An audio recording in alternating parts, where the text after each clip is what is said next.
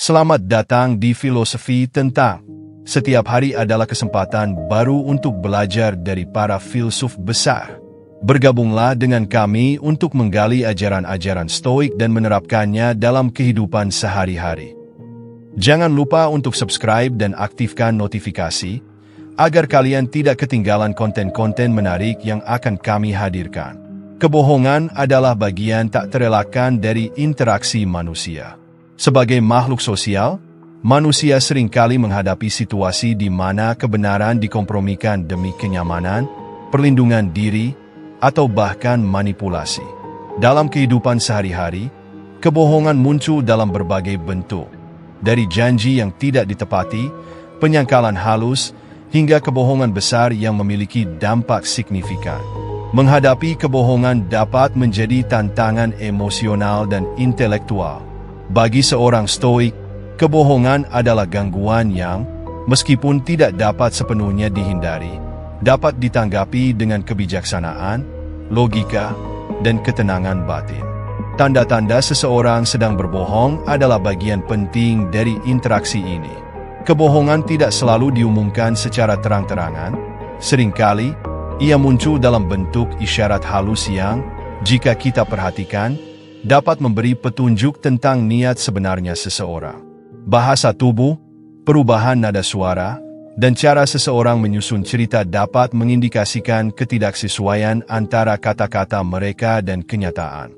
Namun, mengenali kebohongan bukanlah sekadar latihan membaca tanda-tanda fisik. Ia juga membutuhkan pemahaman mendalam tentang psikologi manusia, konteks sosial, dan dinamika emosional yang memengaruhi perilaku seseorang. Ketika seseorang berbohong, seringkali ada perubahan pada gestur dan bahasa tubuh mereka. Misalnya, orang yang berbohong mungkin tampak gelisah. Mereka mungkin menghindari kontak mata, menggoyangkan kaki, atau melakukan gerakan tangan yang tidak biasa.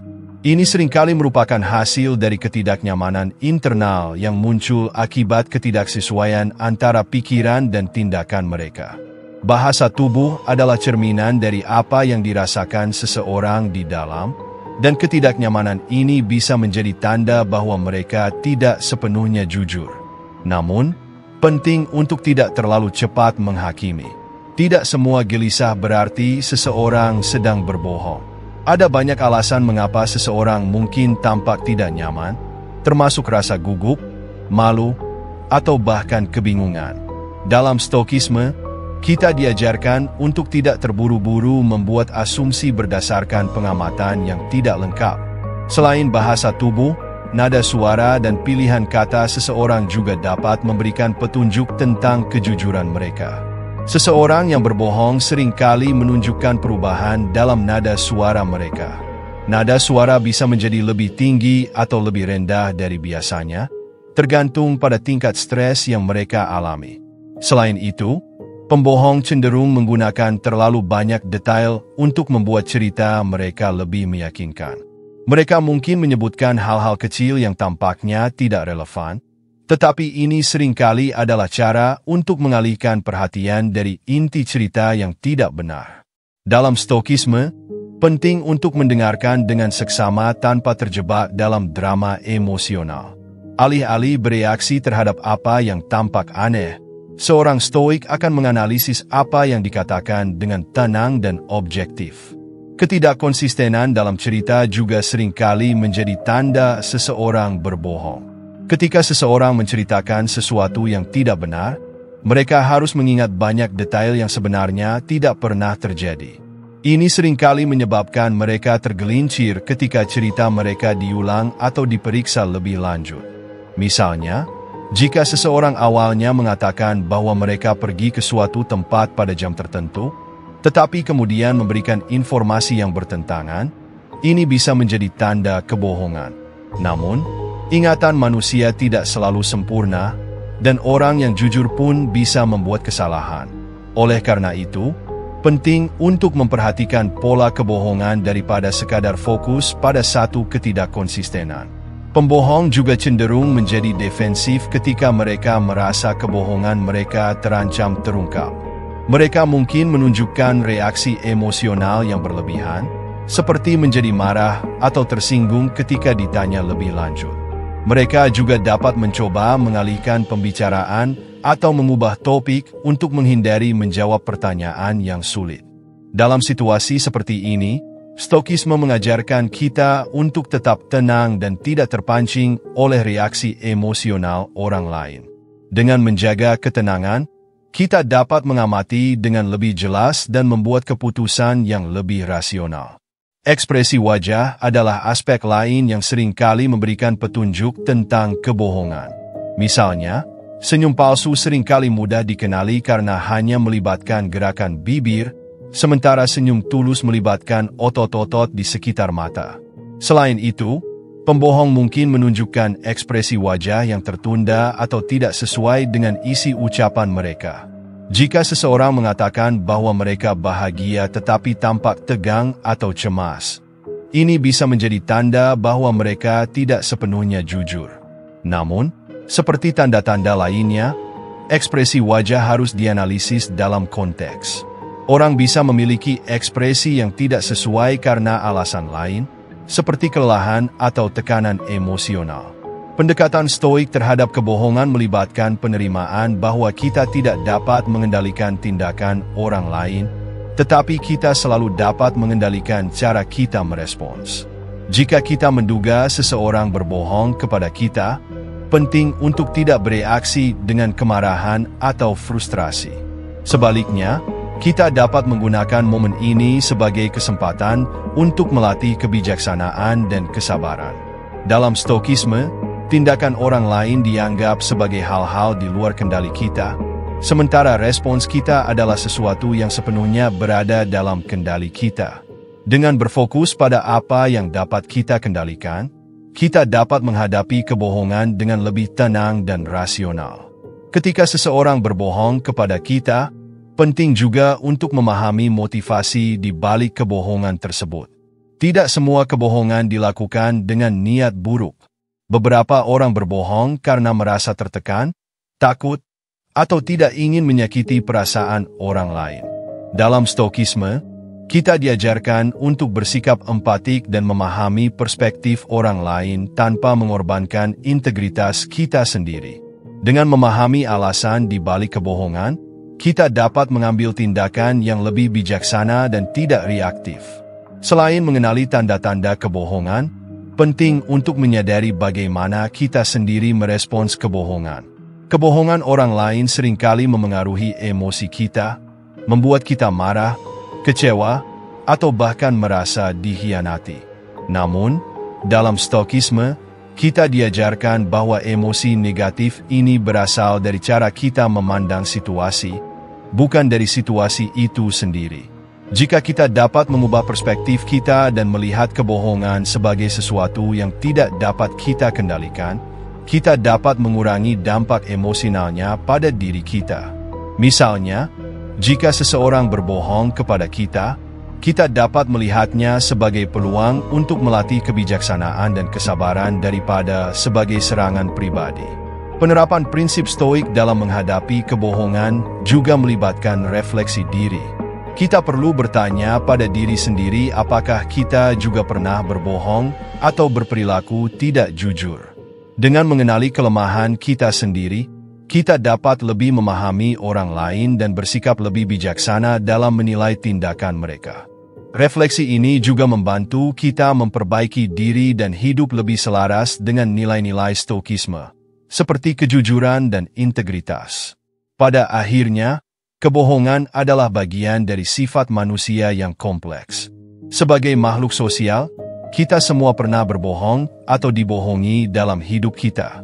Yang penting adalah bagaimana kita menghadapi situasi ini dengan kebijaksanaan, empati, dan ketenangan batin.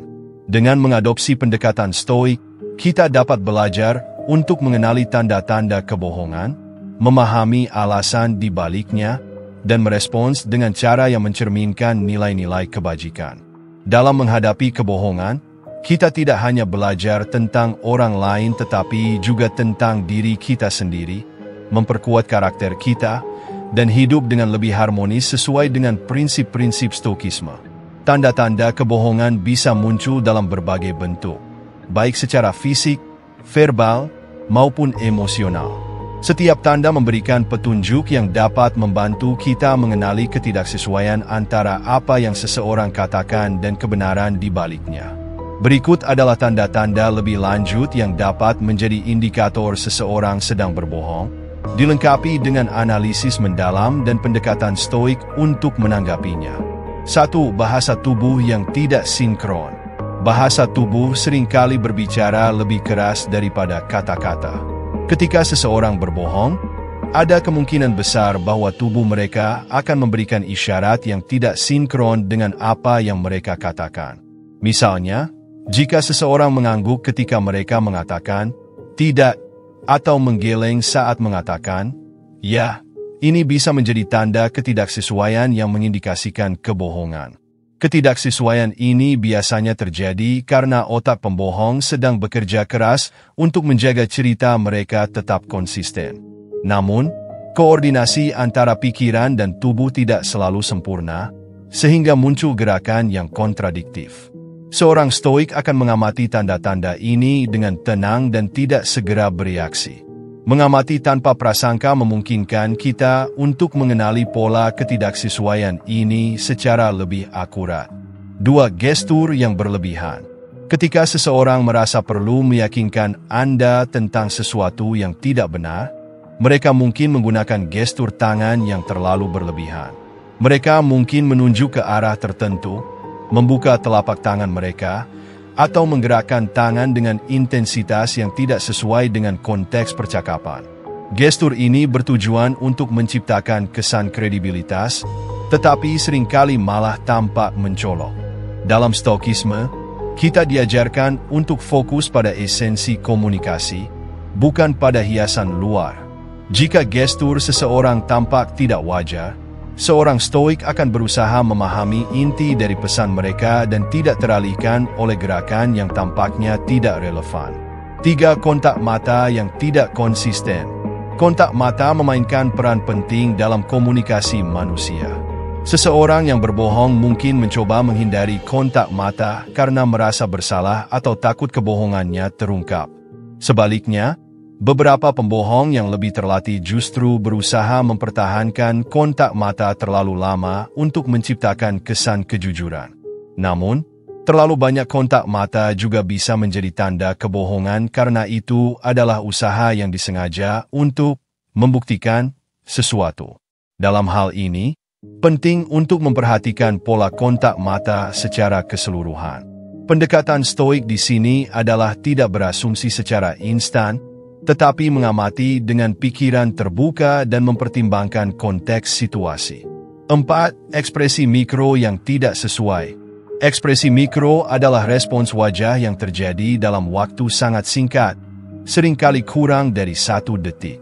Ekspresi ini mencerminkan emosi sebenarnya yang dirasakan seseorang, meskipun mereka mencoba menutupinya. Contohnya adalah senyum yang terlihat paksa atau sekilas ekspresi cemas yang muncul sebelum digantikan dengan wajah tenang. Bagi seorang stoik, memahami ekspresi mikro membutuhkan latihan pengamatan yang mendalam. Filosofi stoik menekankan pentingnya melihat realitas secara jernih, dan membaca ekspresi mikro dapat menjadi alat yang berguna untuk memahami emosi yang sebenarnya. 5. Jawaban yang tidak langsung. Seseorang yang berbohong seringkali menghindari menjawab pertanyaan secara langsung. Mereka mungkin mengalihkan perhatian dengan memberikan terlalu banyak detail yang tidak relevan atau menggunakan bahasa yang ambigu.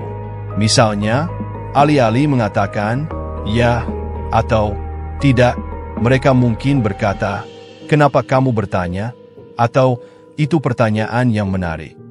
Pembohong juga mungkin mengulang pertanyaan Anda sebelum menjawab untuk memberi mereka waktu tambahan untuk memikirkan respons. Contoh, apakah saya mengambil uang itu? Tidak, saya tidak mengambil uang itu. Dalam situasi ini, seorang stoik akan mendengarkan dengan saksama, mencatat pola ini, dan tidak langsung bereaksi, tetap menjaga ketenangan batin. 6. Respons emosional yang tidak proporsional. Pembohong seringkali menunjukkan reaksi emosional yang tidak sesuai dengan situasi. Mereka mungkin tertawa ketika sesuatu yang serius dibahas, atau menjadi marah secara berlebihan ketika mereka merasa terpojok.